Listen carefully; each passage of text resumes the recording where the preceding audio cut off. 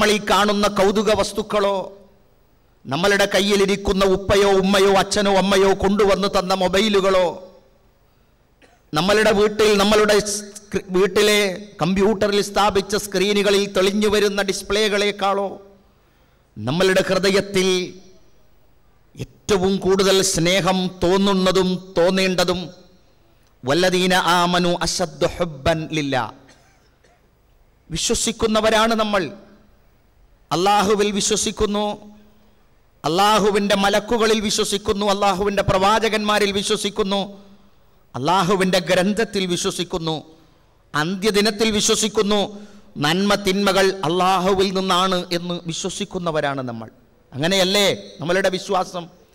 എങ്കിൽ നമ്മളുടെ ഹൃദയത്തിൽ നിന്ന് ഈ ലോകത്ത് വെച്ച് ഏറ്റവും നമുക്ക് ഇഷ്ടം തോന്നുന്നത് നമ്മളുടെ നാഥനോടാണ്, നമ്മളുടെ സൃഷ്ടാവിനോടാണ്. അതിനുള്ള കാരണങ്ങൾ എന്തൊക്കെയാണ്? ഞാൻ എൻ്റെ സൃഷ്ടാവിനോട് ഏറ്റവും കൂടുതൽ സ്നേഹം കാണിക്കുവാനും നന്ദി കാണിക്കുവാനും, നിങ്ങൾ നിങ്ങളുടെ സൃഷ്ടാവിനോട് ഏറ്റവും കൂടുതൽ നന്ദി കാണിക്കുവാനും ഏറ്റവും കൂടുതൽ ഇഷ്ടം തോന്നുവാനും അതിന് കാരണങ്ങളുണ്ട്. വെറുതെ കാണിക്കണം എന്ന് അള്ളാഹു പറഞ്ഞിട്ടില്ല.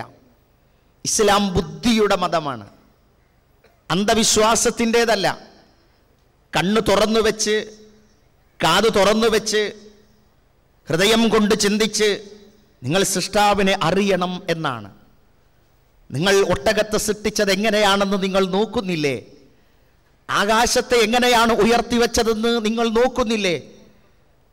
ആ പർവ്വതങ്ങളെ എങ്ങനെയാണ് അവിടെ സുരക്ഷിതമായി നാട്ടപ്പെട്ടിരിക്കുന്നതെന്ന് നിങ്ങൾ നോക്കുന്നില്ലേ? നിങ്ങൾ താമസിക്കുന്ന ഭൂമിയെ നിങ്ങൾക്കുതകുന്ന വിധത്തിൽ പാകപ്പെടുത്തി വിശാലമാക്കി തന്നത് നിങ്ങൾ ഓർക്കുന്നില്ലേ? അത് നിങ്ങൾ ഓർക്കുമ്പോൾ നിങ്ങൾക്ക് നിങ്ങളുടെ നാഥനെ കണ്ടെത്താൻ കഴിയും എന്നാണ് ഖുർആൻ എന്നോടും നിങ്ങളോടും പറയുന്നത്.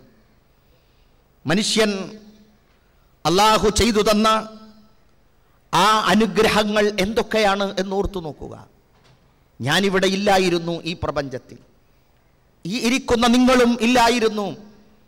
20 വയസ്സ് പ്രായം ചെന്ന പ്രൊഫഷണൽ വിദ്യാർത്ഥിനി 21 കൊല്ലം മുമ്പ് അഡ്രസ്സില്ല, നമുക്കാരും കത്തയച്ചില്ല, നമ്മളെ ആരും ഫോണിൽ വിളിച്ചില്ല, നമ്മളെ ആരും തെരഞ്ഞില്ല. നമ്മുടെ മാതാപിതാക്കൾ നമ്മളെ അന്വേഷിച്ചുകൊണ്ട് പോലീസിൽ പെറ്റീഷൻ കൊടുത്തില്ല. കാരണം നമ്മളിവിടെ ഇല്ലായിരുന്നു. ഖുർആൻ നമ്മളോടത് പറഞ്ഞു. ഹൽ അതാ അലൽ ഇൻസാനി ഹീനും മിനദ് ദഹർ ലം യകുൻ ശൈഅം മദ്കൂറ. പറയപ്പെടാത്ത, ആരാലും പറയപ്പെടാത്ത, പരിഗണിക്കപ്പെടാത്ത ഒരു പ്രത്യേകമായ റൂം അനുവദിക്കപ്പെടുകയോ, ഒരു പോസ്റ്റ് അനുവദിക്കപ്പെടുകയോ, ഒരു സീറ്റ് അനുവദിക്കപ്പെടുകയോ, കേവലം ഭൂമുഖത്ത് ഒരു 2 സെന്റിമീറ്റർ സ്ഥലമെങ്കിലും അനുവദിക്കപ്പെടുകയോ ചെയ്യാവുന്ന വിധത്തിൽ ഞാൻ ഒന്നുമല്ലായിരുന്നു. ആ സൃഷ്ടാവ് ഒന്നുമില്ലായ്മയിൽ നിന്ന് എന്നെയും നിങ്ങളെയും സൃഷ്ടിച്ചു. എന്നെയും നിങ്ങളെയും ഒന്നുമില്ലായ്മയിൽ നിന്ന് ഒന്നുമല്ലാത്ത നമ്മളെ സൃഷ്ടിക്കുമ്പോൾ നമ്മളുടെ ഏതെങ്കിലും ഒരു അപ്ലിക്കേഷൻ എഴുതി വാങ്ങിയിട്ടല്ല നമ്മളിവിടെ സൃഷ്ടിച്ചിട്ടുള്ളത്. അവൻ്റെ തോന്നലാണ്, അവൻ്റെ കാരുണ്യമാണ്, അവൻ്റെ ഔദാര്യമാണ്. എന്നിട്ട് ഖുർആൻ പറഞ്ഞു, ഈ ജീവിതത്തിൽ എന്നെ സൃഷ്ടിച്ച് എന്നെ പരിപാലിക്കുന്ന, എനിക്കെല്ലാം നൽകിക്കൊണ്ടിരിക്കുന്ന ആ സൃഷ്ടാവിനെ ഞാൻ എങ്ങനെയാണ് സൃഷ്ടിക്കപ്പെട്ടതെന്ന് ഞാൻ ആലോചിക്കണം. ശരീരത്തിലെ നട്ടെല്ലിൻ്റെ അടിഭാഗത്ത് നിന്ന് പുറപ്പെടുവിക്കപ്പെട്ടുകൊണ്ട് തെറിച്ചു വീഴുന്ന ദ്രാവകത്തുള്ളിയിൽ നിന്നാണ് നമ്മളെ സൃഷ്ടിക്കുന്നത്.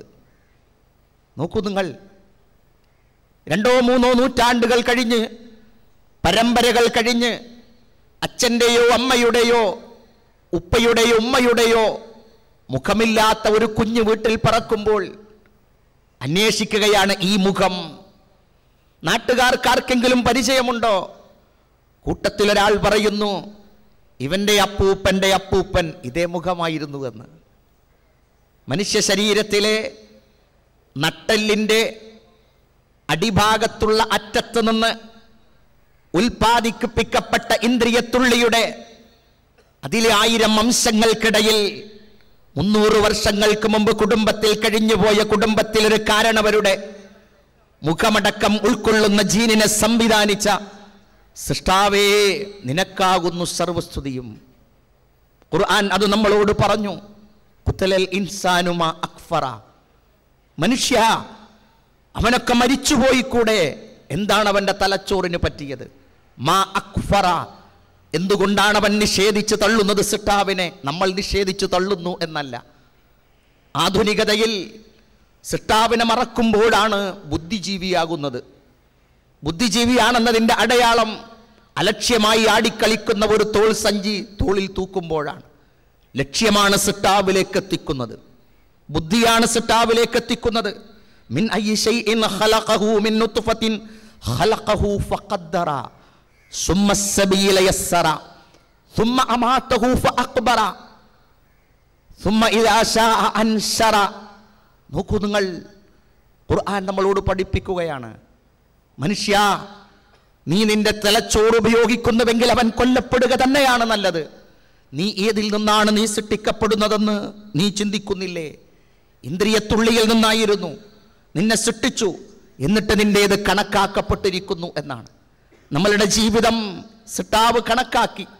ഈ ഇരിക്കുന്ന നിങ്ങളും ഈ നിൽക്കുന്ന ഞാനും ഈ ലോകം വിട്ടുപോകേണ്ടവരാണ്. നമ്മളോട് വിട്ടുപോകണം എന്ന് പറയുകയല്ല ചെയ്തത്, നിങ്ങൾ ജീവിച്ചു കൊള്ളുക. എവിടെ വെച്ചാണോ നിങ്ങളുടെ അവധി എത്തുന്നത് അപ്പോൾ മാത്രമാണ് ഞാൻ നിങ്ങളെ പിൻവലിക്കുക എന്ന് റബ്ബ് നമ്മളുടെ മേൽ ഒരു ഉറപ്പ് തന്നിട്ടുണ്ട്. എന്നിട്ട് അവൻ നമുക്ക് ഈ ഭൂമുഖത്ത് സൃഷ്ടിച്ച് നമുക്കുള്ള വഴികളെ അവൻ എളുപ്പമാക്കി തന്നു. ഒരു മനുഷ്യൻ്റെ കുഞ്ഞ് എഴുന്നേറ്റ് നടക്കാൻ 9 മാസമെടുക്കും. ഒരാട്ടിൻ്റെ കുട്ടി എഴുന്നേറ്റ് നടക്കാൻ 2 മണിക്കൂർ മതി. ഓർക്കുക, തീയിൽ മുളച്ചത് വെയിലത്ത് വാടാതിരിക്കാൻ ആട്ടിൻകുട്ടിക്ക് പഠനത്തിൻ്റെ ടെൻഷനുകളില്ല, ആട്ടിൻകുട്ടിക്ക് പരീക്ഷകളില്ല, ആട്ടിൻകുട്ടിക്ക് വീടുകളിൽ നിന്ന് അകന്നു ഹോസ്റ്റലുകളിൽ പോയി താമസിക്കേണ്ടതില്ല. മനുഷ്യന് ആ സാഹചര്യങ്ങളെയൊക്കെ അവൻ മറികടന്നു പോകേണ്ടവനുണ്ട്. അവൻ ചന്ദ്രനിലേക്ക് യാത്ര പോകേണ്ടവനാണ്, അവിടെ നിന്ന് വ്യാഴത്തിലേക്ക് വിരുന്നു പോകേണ്ടവനാണ്. പലപ്പോഴും അവൻ ഒറ്റപ്പെട്ടേക്കും. കൂട്ടിനായി ഉണ്ടാവുക അവൻ്റെ ഹൃദയത്തിലെ അള്ളാഹുവിനെ കുറിച്ചുള്ള ഭക്തിയും അള്ളാഹു നൽകുന്ന മനക്കരുത്തുമാണ്. അതുകൊണ്ടവൻ കരുത്തോടുകൂടി വളരേണ്ടതുണ്ട്. കഷ്ടപ്പാടുകൾക്ക് മേൽ കഷ്ടപ്പാട് സൃഷ്ടിച്ചുകൊണ്ട് ഈ ഭൂമുഖത്ത് അള്ളാഹു എന്നെയും നിങ്ങളെയും വളർത്തി എടുത്തു. നിന്റെ കാർ ഏതാ? എൻ്റെ കാറ് എന്ന് പറയുന്നതിൻ്റെ മുമ്പ് മാരുതി എന്നോ സുസുക്കി എന്നോ ഇന്നോവ എന്നോ പറയുന്നു. നിർമ്മാണത്തിൻ്റെ ആ ഫാക്ടറിയെ മറന്നുകൊണ്ട് നമുക്ക് ലഭിച്ച സമ്പത്ത് കൊണ്ട് വാങ്ങിയ കാറിൻ്റെ കാര്യത്തിൽ പോലും നമ്മളുടെ ഉപ്പയോ നമ്മളുടെ അച്ഛനോ അത് മറന്നു പറയാറില്ല. നിന്റെ സിട്ടാവ് ആരാണെന്നത് മറന്നുകൊണ്ട് ഒരു സെക്കൻഡുകൾ നമുക്ക് ഓരോ ദിവസങ്ങൾ ഓരോ മണിക്കൂറുകൾ മുന്നോട്ട് പോകുമ്പോൾ അപ്പോഴും അവൻ്റെ കാരുണ്യം കിട്ടിക്കൊണ്ടിരിക്കുകയാണ്. ഒരു മരത്തിൻ്റെ ചുവട്ടിൽ മരം വെട്ടുകാരൻ മരം വെട്ടുമ്പോൾ അവസാനത്തെ വെട്ടുമ്പോഴും ആ മരം അയാൾക്ക് തണൽ നൽകിക്കൊണ്ടിരിക്കുന്നു. പ്രിയപ്പെട്ട കൂട്ടുകാരാ, പ്രിയപ്പെട്ട സഹോദരി, മറക്കുമ്പോഴും ഓർക്കുമ്പോഴും അവൻ നമുക്ക് തണൽ നൽകിക്കൊണ്ടിരിക്കുകയാണ്. എന്തിനാണ് അള്ളാഹുവിനോട് ഞാൻ നന്ദി കാണിക്കേണ്ടത്? ഞാൻ ഇവിടെ വരുമ്പോൾ അള്ളാഹു എന്നെ ചാക്കിൽ കെട്ടി ആകാശത്ത് നിന്ന് ഏതോ ഒരു തെരുവോരങ്ങളിലെ ഒരു സന്തതിയായി എന്നെയും നിങ്ങളെയും ഈ ലോകത്ത് സൃഷ്ടിച്ചിട്ടില്ല. ഞാൻ ഇവിടെ ജനിച്ചു വരുമ്പോൾ എൻ്റെ മുമ്പിൽ എനിക്ക് ഉമ്മയുണ്ട്, നിങ്ങൾക്കുമുണ്ട് അല്ലേ? നമ്മൾ ജനിച്ചു വന്നപ്പോൾ അങ്ങോട്ട് തിരിഞ്ഞു നോക്കാൻ നമുക്ക് കഴിഞ്ഞില്ലെങ്കിലും ഇങ്ങോട്ട് തിരിഞ്ഞ് നമ്മളുടെ ഉപ്പ നിൽക്കുന്നുണ്ട്. നമ്മളുടെ വല്യച്ഛനുണ്ട്, നമ്മുടെ വല്യുപ്പയുണ്ട്, വല്യപ്പനുണ്ട്, ഇളയമ്മയുണ്ട്, മൂത്താപ്പയുണ്ട്. ഒരു വലിയ കുടുംബത്തിൻ്റെ കെട്ടുറപ്പുള്ള മതിൽക്കെട്ടുകൾക്കിടയിലേക്ക് ഒരു വിശുദ്ധമായ എന്തോ ഭൂമുഖത്ത് നൽകപ്പെട്ടതുപോലെ സുരക്ഷിതനായിക്കൊണ്ടാണ് സിട്ടാവ് നമ്മളെ ഇറക്കിയിട്ടുള്ളത്. ക്ലോണിങ്ങിൻ്റെ പേരിൽ ഏതെങ്കിലും 10,000-കണക്കിന് സൃഷ്ടിപ്പ് നടത്തിക്കൊണ്ട് ഏതെങ്കിലും പാടത്ത് കൃഷിയിലേക്ക് ഇടത്തിലേക്ക് ഇറക്കിവിട്ട ചീവീടുകളെപ്പോലെ ഈ ഭൂമുഖത്തേക്ക് ഇറക്കി വിട്ടേക്കുകയല്ല. കുടുംബങ്ങൾക്കിടയിൽ, കുടുംബങ്ങൾക്ക് നടുവിൽ, കുടുംബ ബന്ധങ്ങൾക്കിടയിൽ, സ്നേഹത്തിൻ്റെ നടുവിൽ, ചെറുപ്പകാലത്ത് കുടുംബത്തിലുള്ളവരുടെ സ്നേഹത്തിൻ്റെ ആധിക്യം കൊണ്ട് പല്ലുപോയവരായിരുന്നു പലപ്പോഴും ഞാനും നിങ്ങളും. ആ കാരുണ്യത്തിൻ്റെ ബന്ധം, ആ സ്നേഹത്തിൻ്റെ ബന്ധം എനിക്ക് നിങ്ങൾക്ക് അള്ളാഹു നൽകിയിട്ടുണ്ടെങ്കിൽ ആ അനാഥത്വത്തിനിടയിൽ സനാഥത്വം നൽകിയ അള്ളാഹുവിനെ ഞാനും നിങ്ങളും മറക്കാതിരിക്കുക.